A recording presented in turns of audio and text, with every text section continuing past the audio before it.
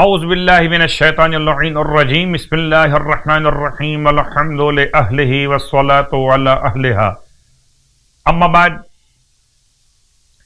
ماہ مبارک شعبان المعظم کے فضائل اور اعمال کا بیان آپ کی خدمت محترم میں، اور یقیناً مسلسل روزوں کا ثواب بھی اور مسلسل ماہ مبارک شعبان کی نمازوں کا بیان بھی،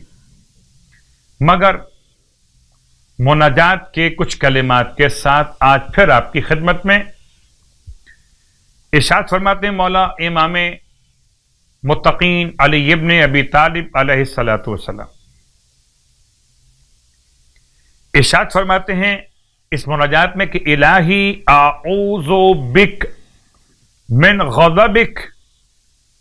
وحلول سخطک، الہی میں تیری پناہ مانگتا ہوں تیرے غضب سے اور تیری ناراضگی کے واقع ہو جانے سے۔ اللہ اکبر، یعنی تیری پناہ تیرے ہی غضب سے، اور تیرے سوا کون پناہ دے گا تیرے غضب کے مقابلے پر، اور تیری ناراضگی کے واقع ہو جانے سے پناہ مانگتا ہوں۔ اے خدا میری مناجات مقبول فرما۔ سرکار ختم یہ مرتبہ صلی اللہ علیہ وسلم ارشاد فرماتے ہیں نمازوں کے ثواب کو بیان کرتے ہوئے، آج کی رات کی نماز 10 رکعت ہے،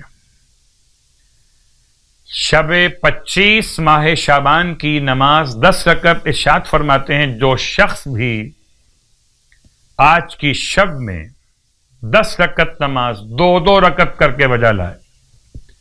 طریقہ نماز کی ہر رکعت میں الحمد کے بعد سورہ تکاثر کو ایک بار پڑھے،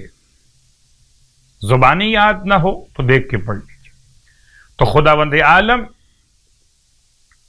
اس کے نام اعمال میں